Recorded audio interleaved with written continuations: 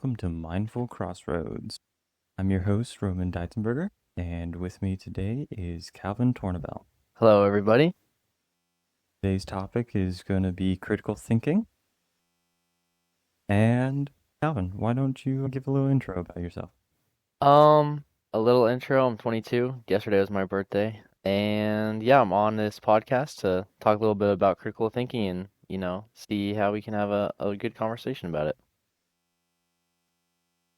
And why did you want to talk about critical thinking? I think for us in our job specifically, it applies very heavily to what we do when we're doing analysis and when we're thinking about multiple facets of something.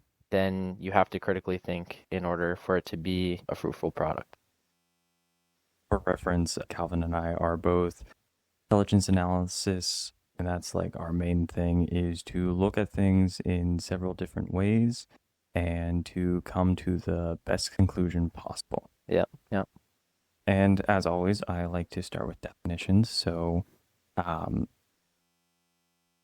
critical thinking is essentially what I already said, the ability to reasonably and rationally understand and create logical connections between information that you already know and information that is upcoming, and connecting the two, figuring out how they work together and how you can take previous knowledge and apply it to incoming.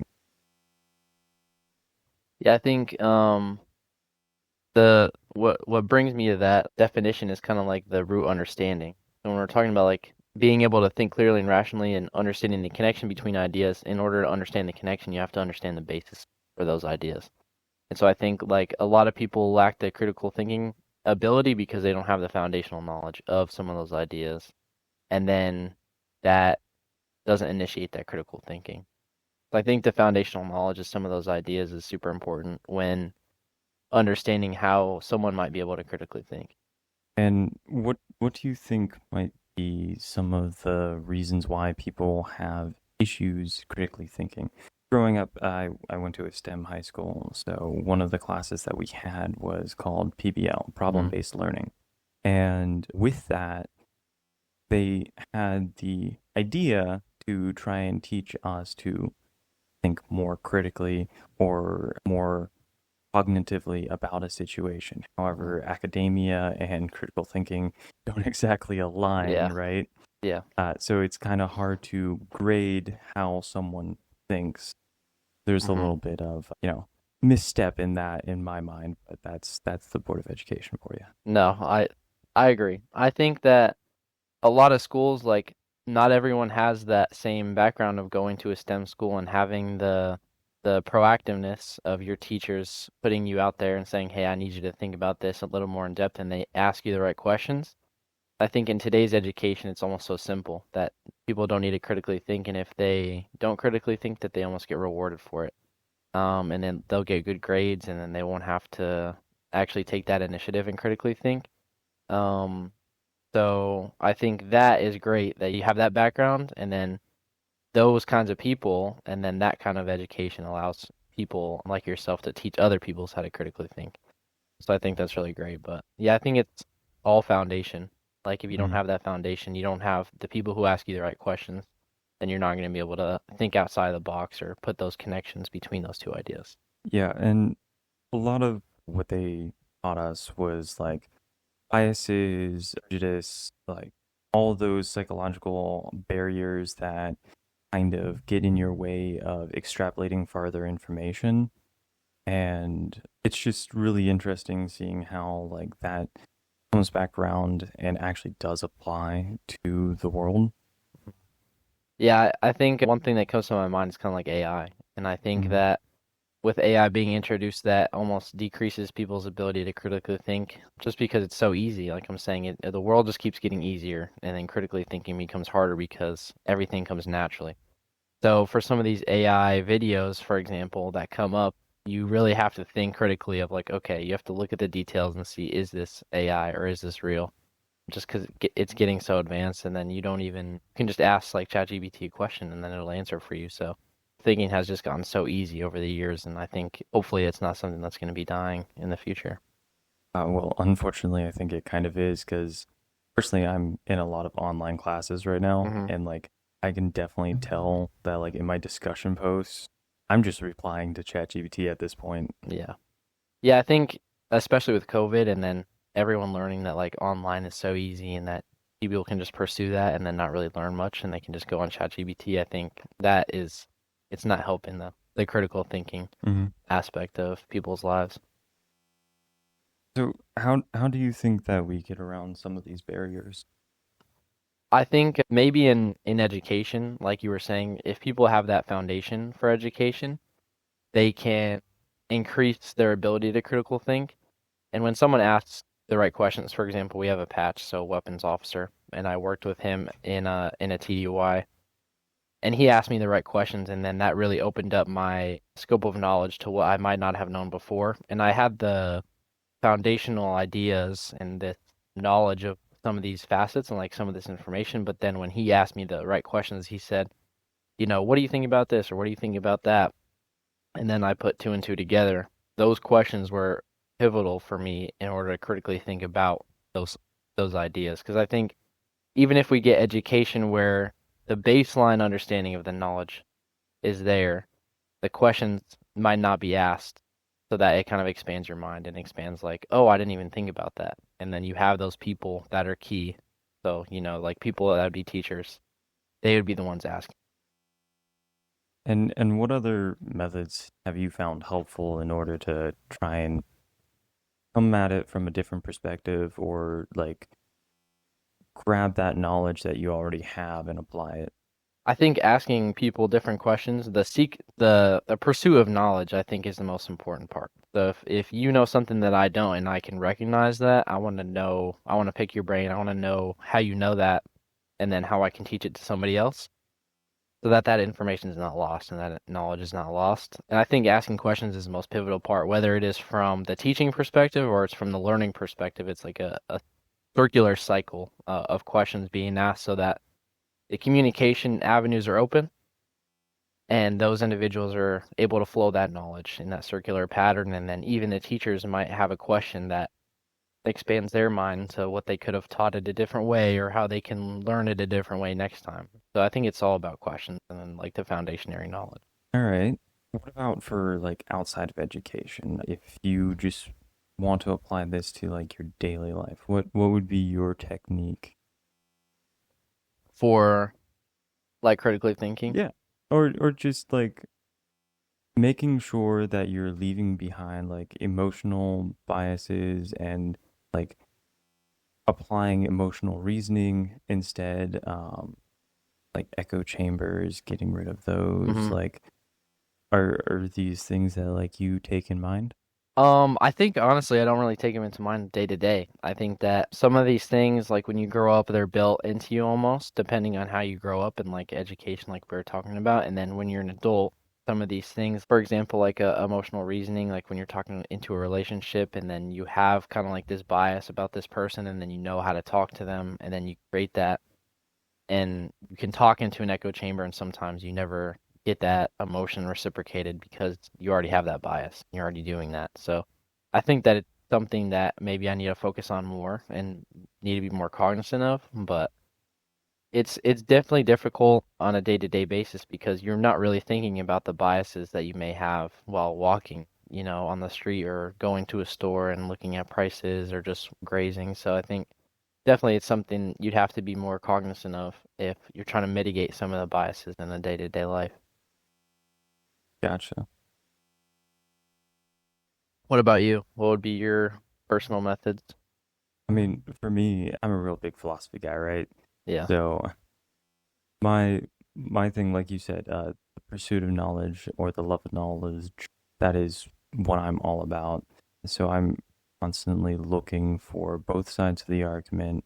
I'm constantly trying to empathize with either side and trying to be compassionate when I understand that someone's being dumb. Mhm. Um, like sometimes it's just pure ignorance that someone is coming at something from a bad perspective, right? Mhm.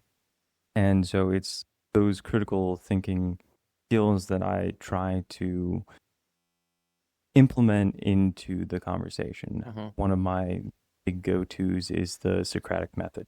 So asking why. Mhm. Obviously, get really annoyed Yeah. when you just say why, Yeah. why, why. Because we all know that 5-year-old that just Mhm. that's the why All phase. they do is ask questions. Exactly.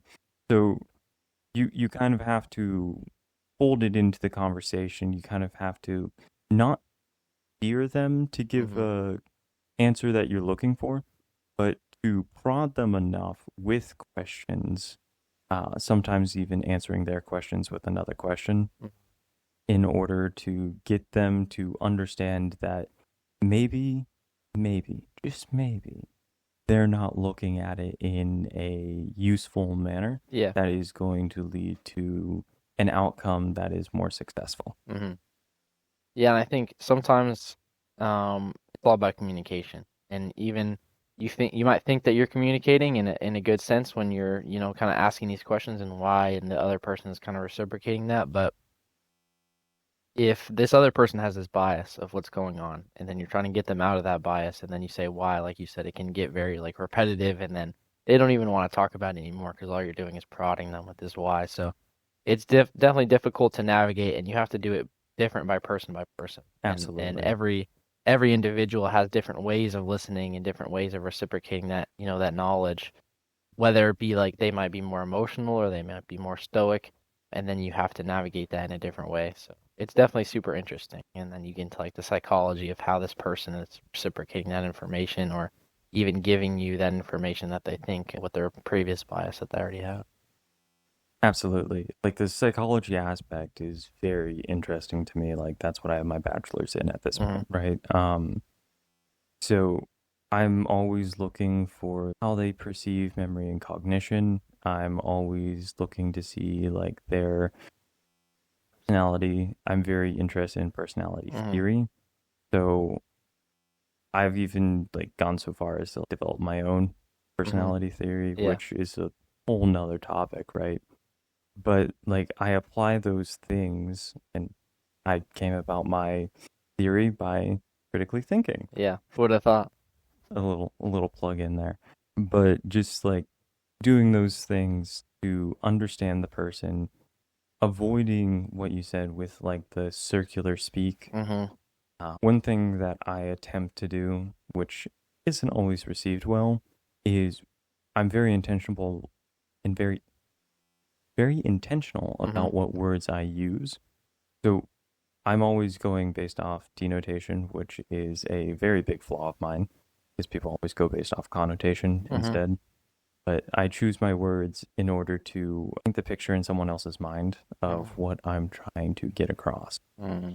Sometimes this works, sometimes this doesn't, Yeah. because they'll just replace the words with synonyms subconsciously Hmm. and get a completely different like Message word from what you're picture saying. message. Yeah. Yeah.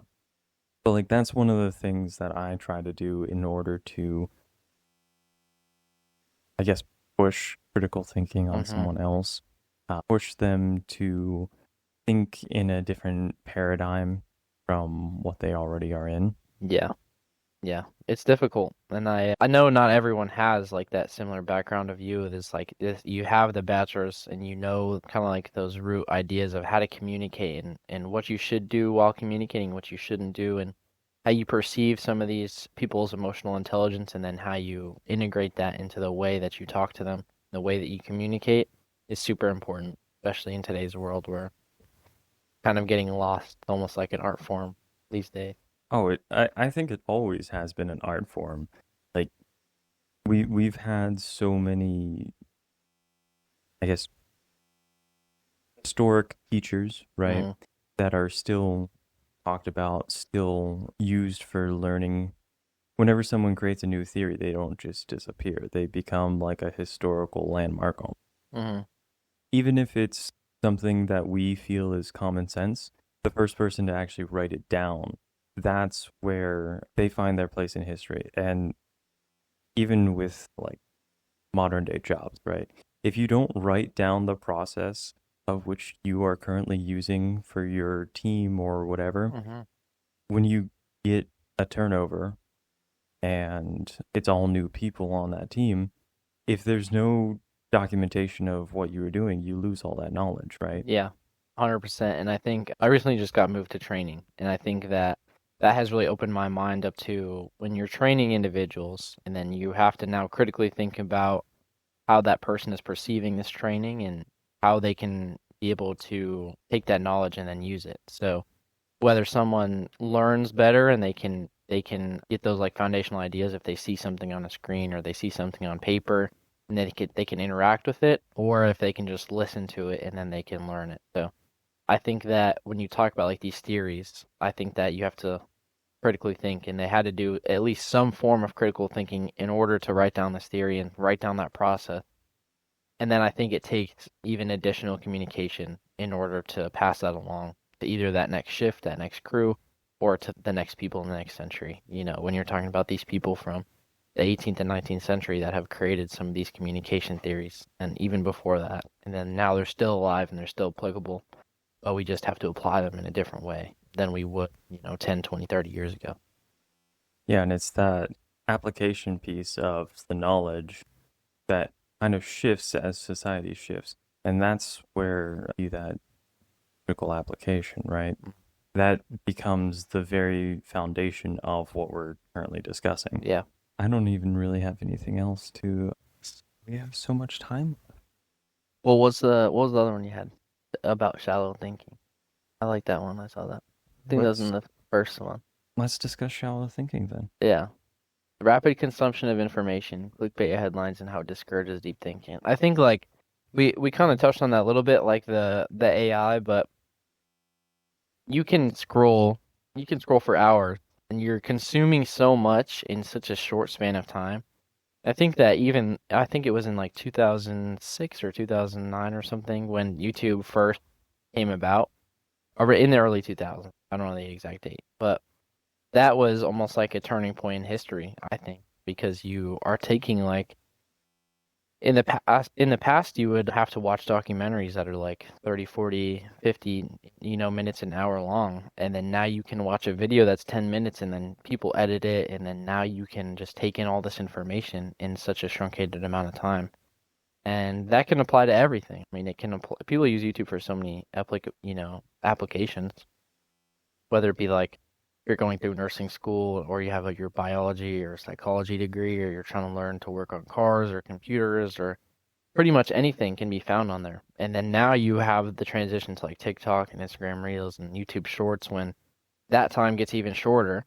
And then you don't really have to even think about you don't have to like actively think about what you're watching. You just like take it in, and then your mind likes it, and then you just keep doing more of it. And I think that can definitely decrease the critical thinking that we do, and it's hard. It's a hard thing to navigate because, like, how do you stop it? Yeah, how do you stop the death of long form media? Mm-hmm. Especially when it's not psychologically appeasing to have such long form content, like the constant dopamine hits, which I've already discussed on this podcast, Mm-hmm. of short form media being such a nice for hormones to Yeah. our brain. So how do we bring ourselves to be appeased with the long form again in order to make our brain stronger or healthier? Yeah, I think that can also build like your emotional intelligence and your intelligence overall, because it's having to be comfortable and uncomfortability. And then now we've gotten so comfortable to this short form media, and even myself.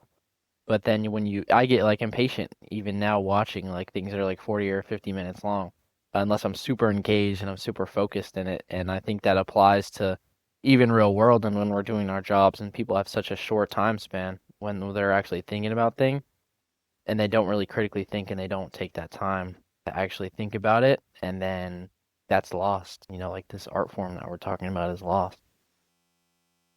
Yeah, absolutely. So to me, critical thinking is just like any other skill or any other art, as we've been kind of calling it, where once you practice it and create those neural pathways that say oh, this is a good thing. Oh, this is something that I can do. You can actively reinforce that kind of thought pattern. Hmm. Same thing with like cognitive behavioral therapy, aka talk therapy. Once you start developing those neural pathways with like your therapist for like, I don't know, better think to stop an addiction. It's the same thing with education. Once you start those neural pathways for, say, mathematics or even philosophical thought, uh, that's when you can go on and create that new mindset where it becomes subconscious behavior.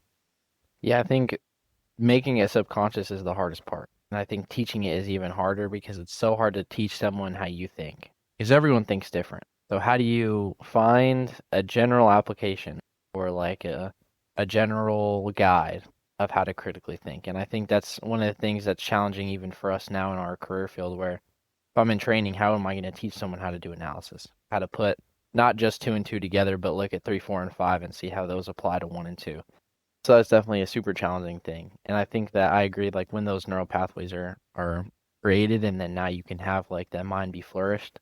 But in order to flourish it, like you have to water it and put the seeds down first and you have to do all that, but I think that's the hardest part, you know. And then once it's growing, it's not going to stop growing.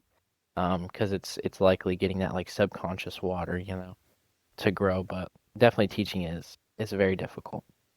Love the metaphor there. What else you got? Let's see. What else you got on here?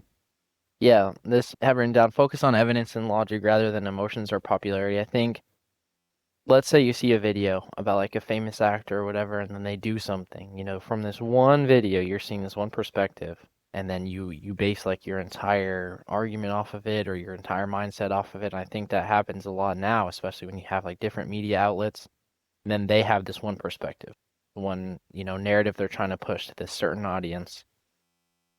And then you as a media consumer are going to have to choose and you're going to have to kind of find this path of how you want to navigate the different kinds of media, whether it be short, long form, like news or YouTube or TikTok or Instagram or whatever. And then you create this bias, and it's a subconscious bias. And like we were talking about, it's not easy to identify these biases real time without like this deep thought and critical thinking. And then once you create that, then you know, are thrusting your opinion on other people, and that's usually based off of not too many sources or like a bias from a biased perspective.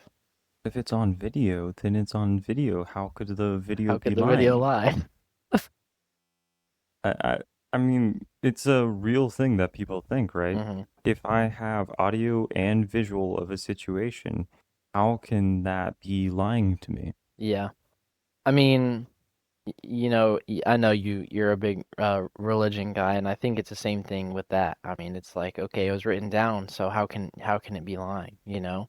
And then you have different people and you have all these different religions, and then I just watched a movie, I think it was called Heretic or something. I don't know if you've seen it. I have not. It was very interesting. It was about these two girls and they're in the, what's it, the Mormonism? Like Okay. yeah, they were part of the real they're, you know, they're in the religion of Mormonism. And they go around kind of like, "Hey, do you want to, you know, learn about Jesus and God and stuff like that?" And then they go to this one dude's house and then it was like a horror movie. And then they go down to like his basement and then he pulls out all these three games. So he pulls out Monopoly and he says like, "Oh, you know this, right?" And it's like, "Yeah, we know what Monopoly is." And then he showed them a game, I think it was from, I don't know, like 30 or 40 years earlier, that the same concept of Monopoly was there. It was just this person founded this game and it was like Monopoly. And then another game was Monopoly, just different name. And then there was like the different spin-offs of Monopoly. So I think it's very interesting, especially, and it was about religion. Like these religions are like almost the same, or like they have these similar deities and they have these similar concepts, but they're like slightly spin-offs or different. So that made me kind of like critically think like, oh, like are these, you know, how do these come about? And I'm so interested in this. Like, what's the origin of this? And I think like that's almost when we go back to like these questions. Like when you see this media and you're like, oh my gosh, like I didn't even think about that.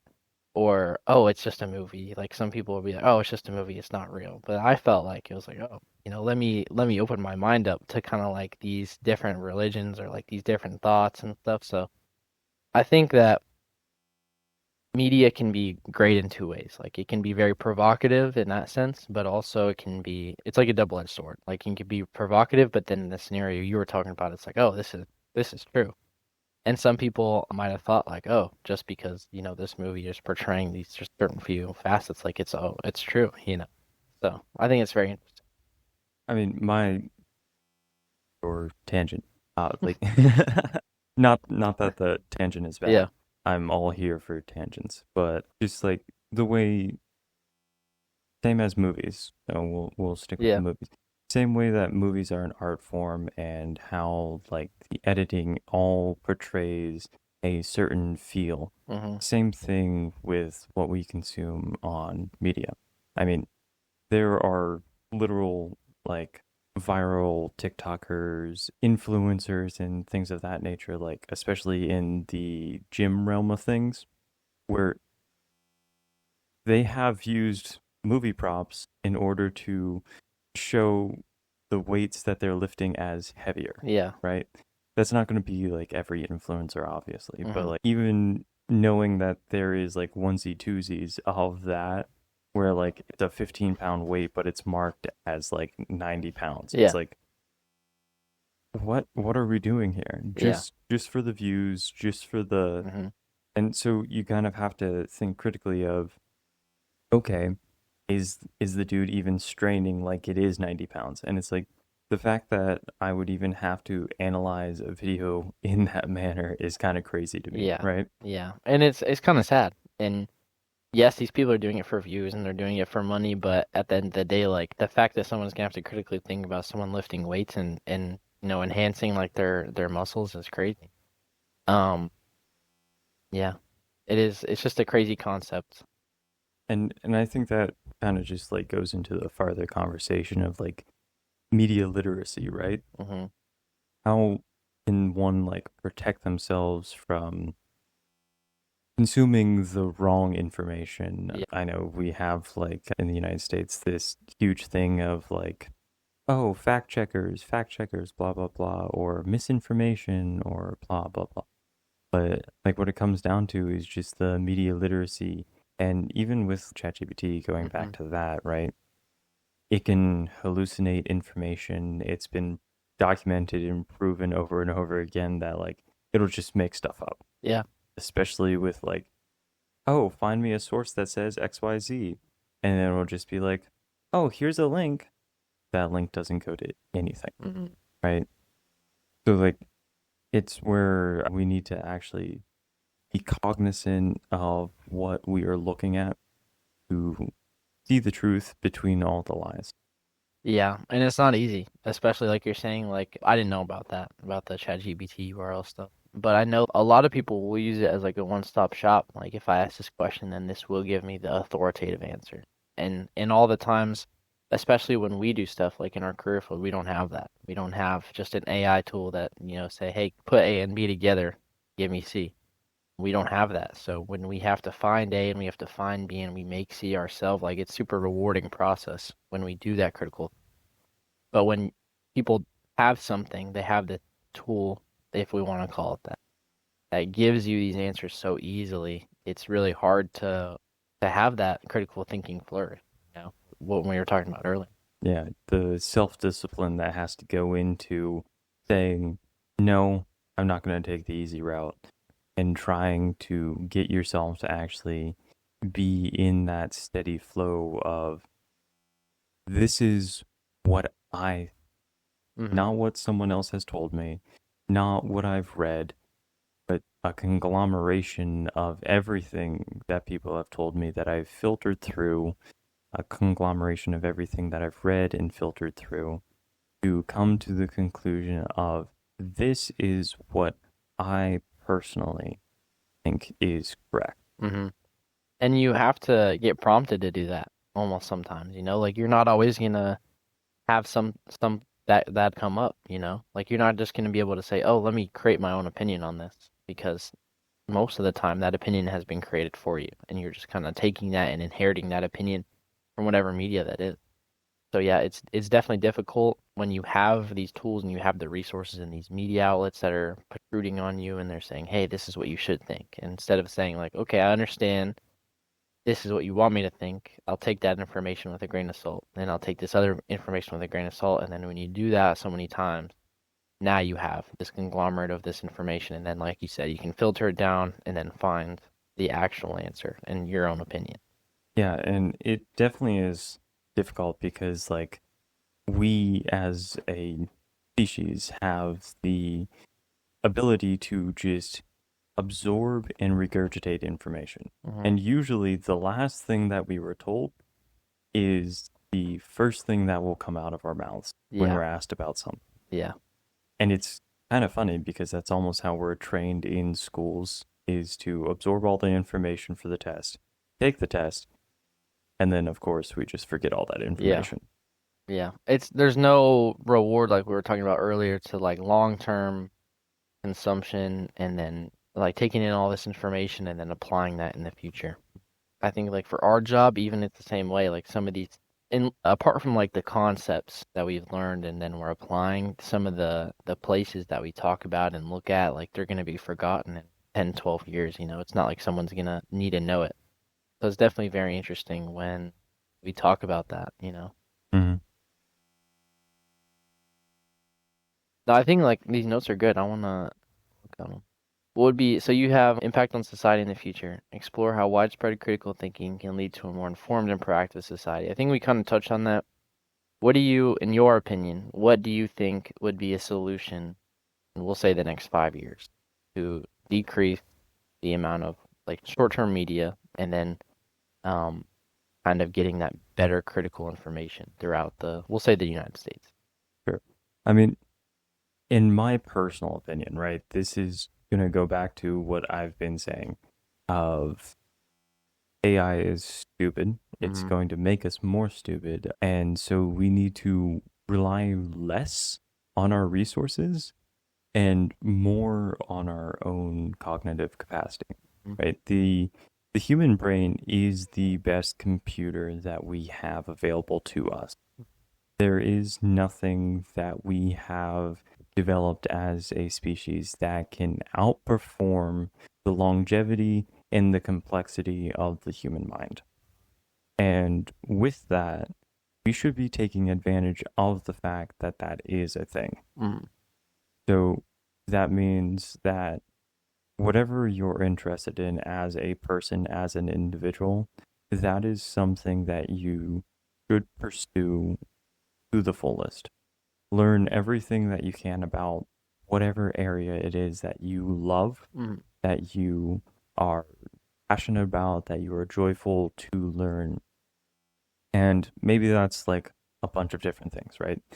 But as you learn about those bunch of different things, you can kind of hone in on what they can be combined into, right? So one thing that I'm passionate about is religion. Another thing that I'm passionate about is psychology. I'm also very passionate about writing. So I'm going to take all those things and make a book out of it. That's one of the things that I'm currently working on. I'm like 200 pages in and haven't even left the exposition. So I probably need to work on that a little bit. Or I can just say I'm like copying off of J.R.R. Tolkien. Yeah, no, I 100% agree. I think that AI is good. It just needs to be used in the right way. And I think that some people are not using it in the right way. I think the way it should be used is to kind of get answers quickly, but also still do that double checking of information. And it's a good template for some ideas, but then it should not be used in the sense of like, give me the answer. Because that answer should be formed by you, like you're saying, with all these different facets of information. And for me, like if I were working on my car and I could ask ChatGPT, like, what is this part number for this specific thing on this specific car? And it would give me an answer. And then that is something like that I could use as a tool, you know? Why would you use ChatGPT when you can just use the normal internet? You know, that's a good question. And it's because it's easy. And I think that's the question that a lot of people will ask, and it's so easy, and that's why it's like a good cop out, and it saves time, and then I can put that time into the things that I love, you know. Or even better, you could use the owner's manual of your car that comes with the car. I could. Well, it doesn't have every part on there, but there is things like if someone were to ask ChatGPT like what is the frequency of how often I should change my oil, it'll tell you that on your owner's manual. So things like that, I definitely agree. Like if you have the resources available to you, you should use them before you use like kind of like this cop out easy method. Yeah. Yeah. I mean, if you are going to use it, just keep in mind, especially if you're using something like OpenAI's ChatGPT, hmm everything that you put into it is no longer yours, right? You have no rights to anything that is uploaded into that algorithm. hmm It is not hosted on your computer, it is hosted on their own server.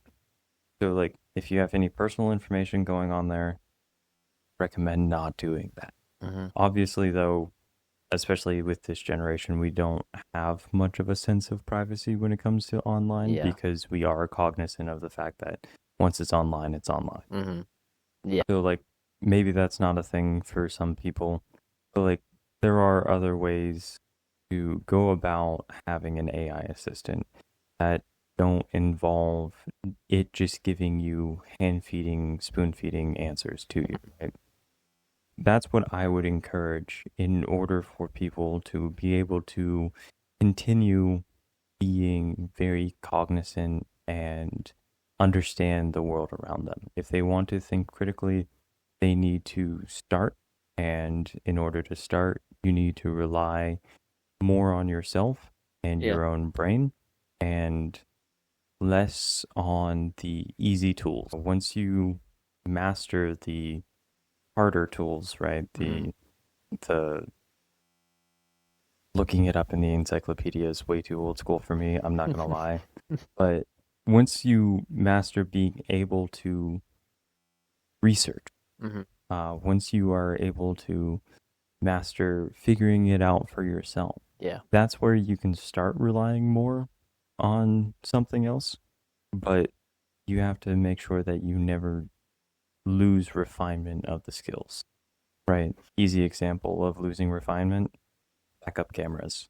Who Yeah. knows how to Or back up without using a backup camera these days? yeah. Or like with a new car, like parallel parking when it has the overview head and then you have all the cameras and sensors around your car and you could press a button now and some cars just parallel park for you. So I agree. Some like the easy tools and the methods that should be foundationary knowledge kind of lost. And then we don't even think about that. Like that's not something that I think about every day is am I using my backup camera? Like can I back up my car without my backup camera? Like are my side mirrors set up to back up into a parking space? I hope they are. They are. Well, on both my cars I don't have a backup camera. But yeah, it's definitely super interesting when you talk about like these foundationary skills and then I think some people, especially like from older generations, have that foundationary knowledge, and then that's why they don't really like technology a lot because they have those skills and they apply them. And now it's like the opposite, where we don't have the skills, but we're trying to use these tools that are like cop outs almost. So yeah, I think we kind of get a bad rap, at least our generation does, for some of those things. Our generation being 20 to 30 years old. Yeah, I'm not old yet, I swear. so keep telling yourself. But yeah, I think we covered a lot of ground here. Yeah, I think so too. It was Um, good conversation. So what did we discuss?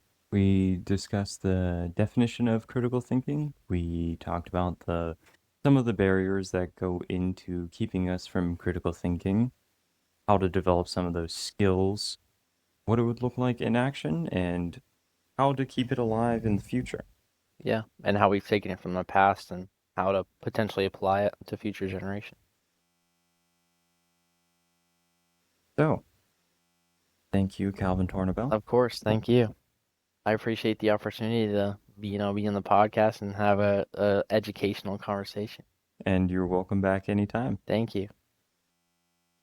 Say, if you liked what you heard, just give us a like and a follow. And if you ever had a moment where you wish someone was thinking more critically, leave that in the comments. Thanks for joining in. Thank you.